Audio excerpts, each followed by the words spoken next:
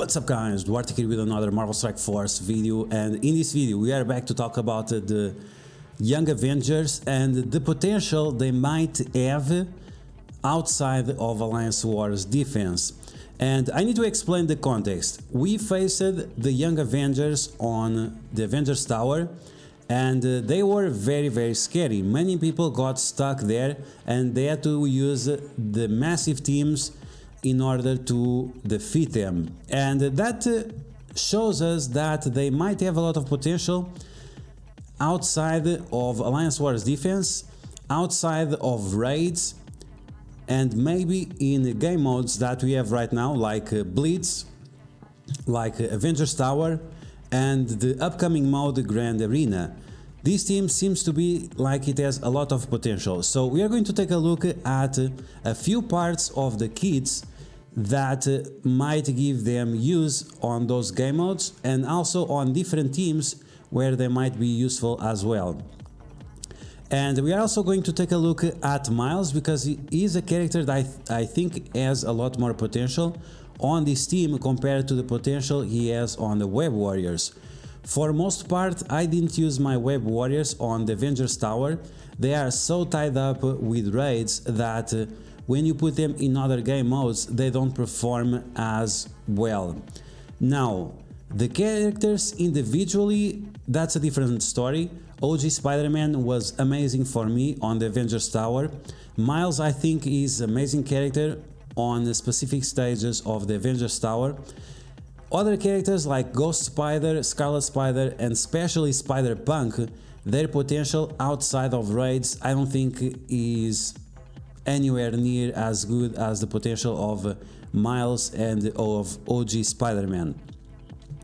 So now that we know the context of what we are going to talk about, let's first talk about Echo, because Echo is the most potential of all the Young Avengers outside of their team. So the reason why Echo has such a potential outside of her team is because she is a skill character and because she gives herself a lot of mitigation and survivability. First, we have her passive that gives herself a defense up for 2 turns on spawn. Now, because she is a very slow character, this defense up of course is gonna last a lot longer. Then after the defense up expires, we can use her special to give herself 2 turns of evade. Now you might not know that she gives herself 2 turns of evade because this is bugged, this T4. Only after you activate the T4 you will get the information that it gives 2 turns of evade.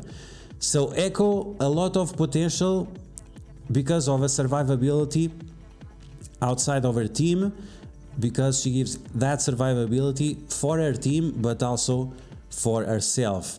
And then we have to talk about this ability right here, which is huge.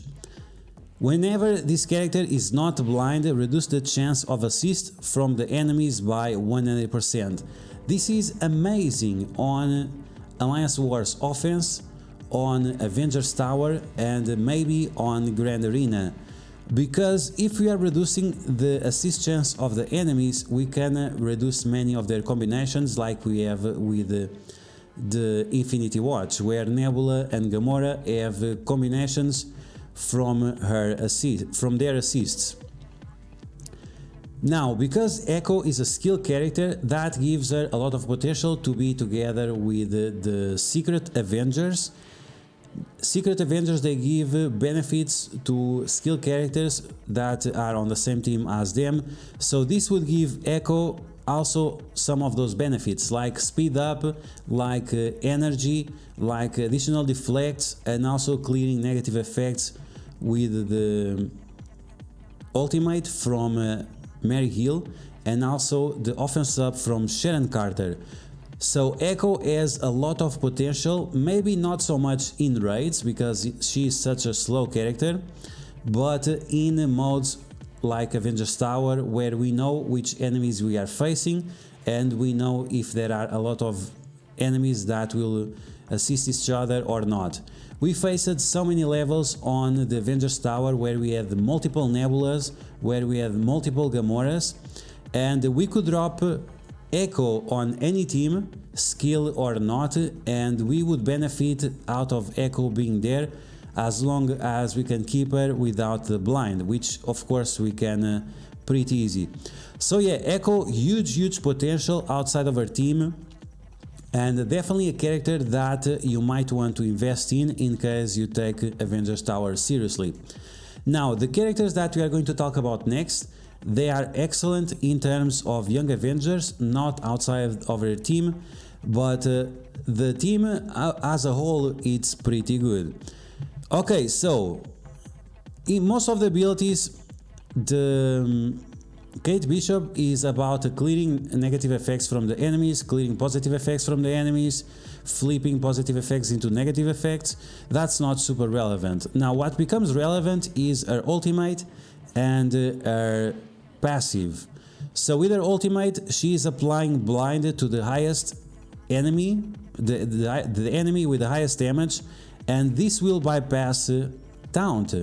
There were a few levels where we were facing Red Guardian and some other big guys, and if we would be able to do this ability early on, we would bypass the taunt and we would apply 2 turns of blind to those enemies, which would be quite amazing. Now, the other part where Kate Bishop becomes extremely useful is on this line right here. Whenever a young Avenger dies or whenever they drop below 50% health, she's going to attack a random enemy for 200% piercing, apply blind and apply slow. When this character drops below 50% health, she will get to evade. Now, I'm gonna give you an excellent example where the young Avengers and Kate Bishop would be just amazing, especially thanks to this ability. That floor, that dreadful floor where it had 2 Baron Zemos, 1 Emma Frost, 1 X-23 and 1 Mr. Sinister, if we would use the young Avengers there and we would drop below 50% health, Kate Bishop would be spamming blinds and slows on everyone because of her passive, and this would prevent the damage from X-23, the ultimate, the special, and also the secondary attacks from the Baron Zemos, which would be great. And that would make this team quite useful because that is one of the hardest floors that we have faced. Most people use their Weapon X or Infinity Watch, and that means we would be able to save those big teams for something else. We also have this additional chance of resist, which will help us to deal with the slows and ability blocks that those Baron Zemos apply to us. But this ability right here, the blind and slow, is not affected by ability blocks, so we are still doing this anyway, which is quite amazing. Now let's take a look at the other characters. We already talked about the 2 best ones. Now we have American Chavez, and American Chavez, unfortunately, she has very low potential outside of Alliance Wars defense. In terms of Avengers Tower or Grand Arena or whatever, she's just not good. Mostly single target damage, doesn't benefit the team in any regard apart from a little bit more HP. So she's quite lame. She's definitely the character that I would tell you to don't invest at all. Now we have Miss Marvel, and Miss Marvel, she's just great. Let's take a look at her passive first. She gives 25% more armor to the Young Avenger allies. This is already amazing. Once again, when we are facing those Baron Zemos and whatever, having additional armor is great because they clear the positive effects, the defense up and the deflects, so having higher armor is going to be extremely useful. On top of that, she also applies taunt to herself whenever a Young Avenger ally drops below 50% health, so even that the Baron Zemos will clear the taunts.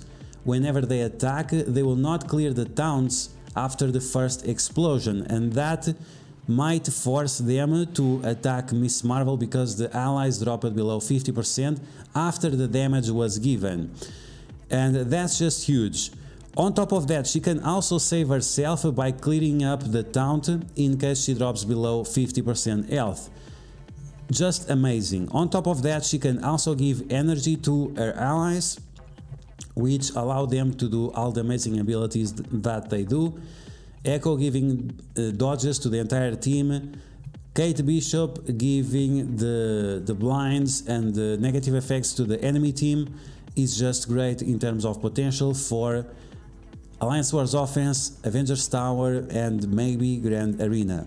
Now let's talk about Squirrel Girl, and she's just great. She clears negative effects and heals the team. The order is not great, unfortunately. This is one of those terrible features that they give to us. She applies offense down to the enemy team, increasing the mitigation of our team and the survivability. She also gives speed up for herself based on how many young Avenger allies we have, which is great. Cannot be countered and cannot miss, so even if Squirrel Girl is blinded, this attack will go through and it will stop the enemies from healing, and it will give them offense down, so they give less damage. Her basic also applies offense down, and then we have this insane passive. Once again, let's think about those two Baron Zemos. They will clear all positive effects, they will attack us, but it will trigger this ability because this is after the damage is dealt. And that means that we'll have the defense subs, the deflects and so on to protect us from those two Baron Zemos. If we drop below 50% health, Kate Bishop is going to apply blind to someone. That character will get a defense up and Squirrel Girl will get a 30% speed bar, which will allow her to go early and heal up the team.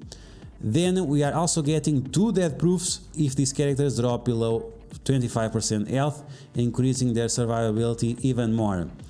On top of all that, if it was not enough yet, we are also gaining 25% drain, which will increase the sustain of this team.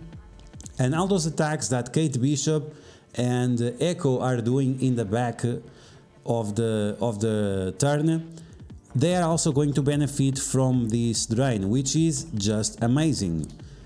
Let's move on to the last character.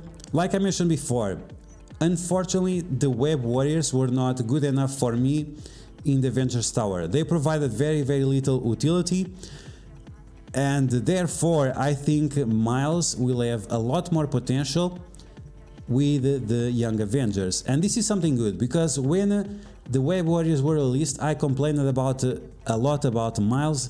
He didn't fit in the team, it felt like he was not good enough there, and that makes sense because he's so much better together with the young Avengers.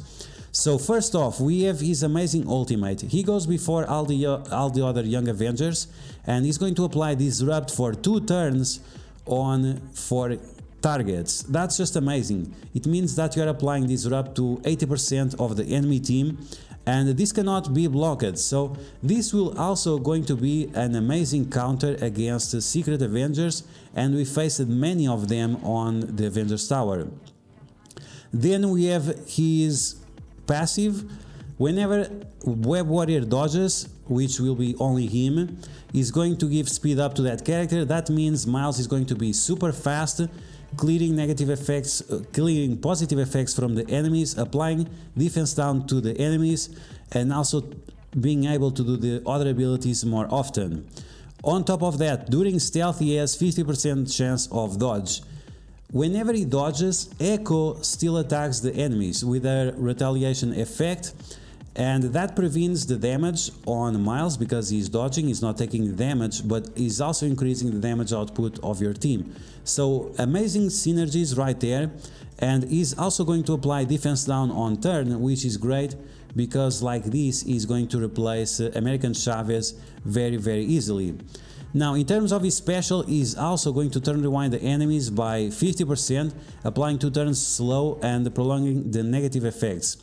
If we prolong the 2 turns blind that Kate Bishop is throwing to the enemies, Miles is going to be so useful on that team. It's just ridiculous how good this character is going to be. So yeah, Young Avengers might not be the most amazing Alliance Wars defensive team ever.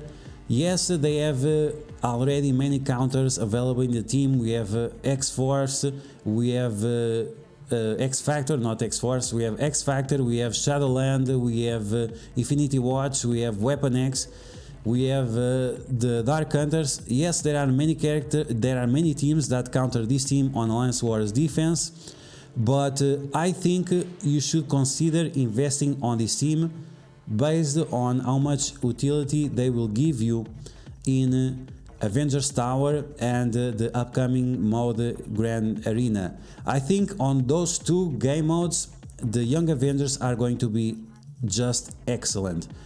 So yeah guys, that's gonna be the video. I hope you guys enjoyed. If you did, make sure to smash that like button. Let me know in the comments below what you think about what I said. Do you think it makes sense? Can you see the potential of the Young Avengers outside of Alliance Wars defense and outside of their individual value in raids?